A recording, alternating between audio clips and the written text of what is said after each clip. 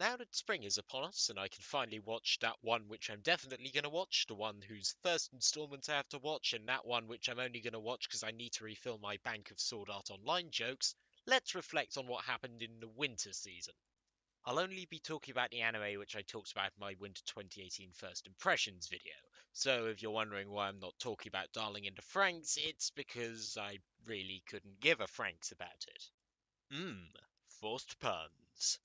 To start off with, we have Pop Team Epic. Now, no one can question this show's credentials as the dankest one this season, but it's one with an evident flaw. Now, Pop Team Epic caused quite a stir when its first episode came out, because half of its humour came from references.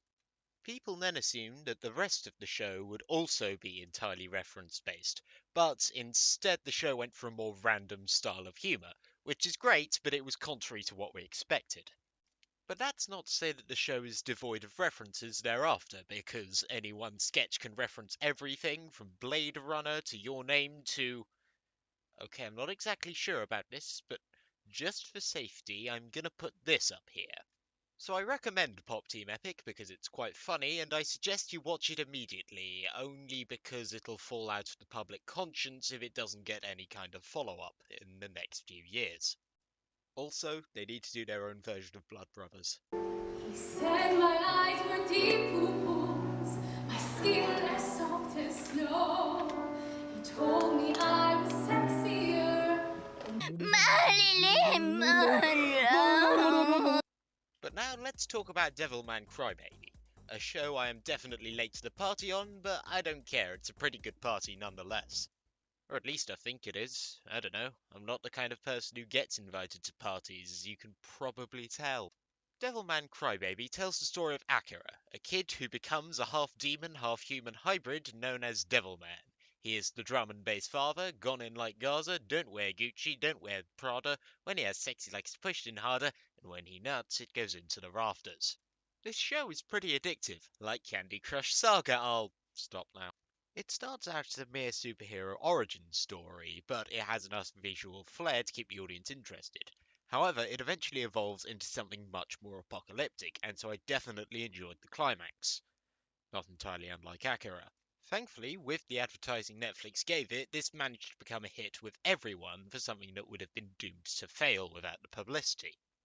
I mean, now I'm motivated to go back and watch some of Yuasa's other works like Tatami Galaxy.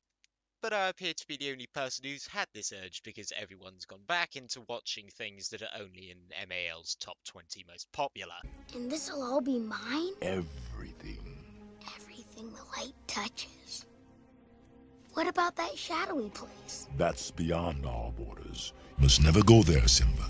From one Netflix endeavour to the other, let's talk about Violet Evergarden now. Violet Evergarden is by Kyoto Animation, and as you can expect with its high school setting, I said, as you can expect with its high school setting. Wait, what do you mean this isn't a high school? Kyoani, are you feeling okay? Yes, instead of using Kyoto Animation's typical high school setting, this show is set in a setting not too dissimilar to Fullmetal Alchemist Brotherhood. But while Fullmetal Alchemist Brotherhood was based more off Edwardian England, Leiden here seems to be more based off post-World War I France, specifically cities like Cannes and Nice. I also find it good that they based the war off World War I, as World War I was the world's collective innocence breaking, so it allows us to understand the depth of Violet's trauma. Now, Violet started off as a bit of an unlikable protagonist, however, eventually, with the use of narrative perspective, the audience managed to grow attached to her.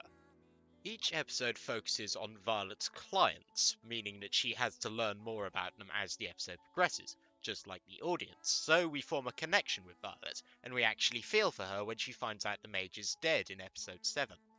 Now, I was going to make an entire video on this subject, but Mother's Basement made that video better than I ever could, so I guess it's kind of what I deserve for making this.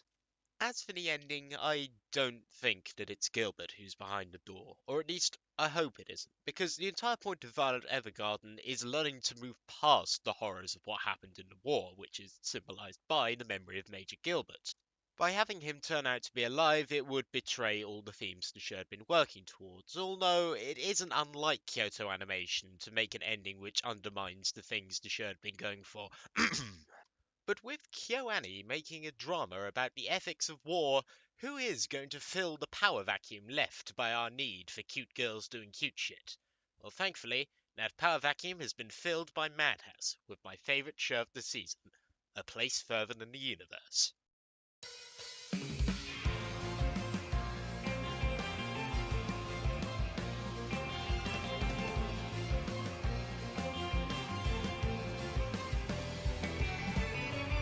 With the increasing popularity this show is getting from the Anituber sphere, I'm gonna keep this brief. So, what do I like about this show?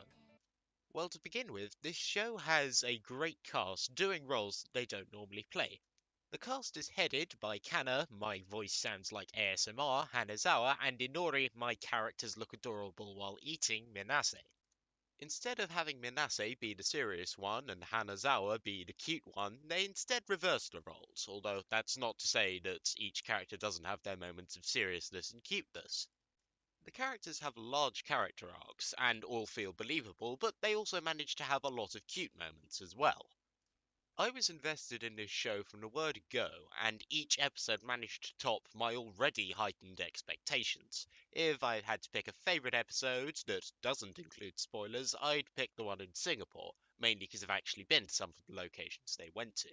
Also, another reason I liked the episode, it gave us this scene of Shirase crying over a movie about penguins, which is just so easy to meme. Here's one I made earlier.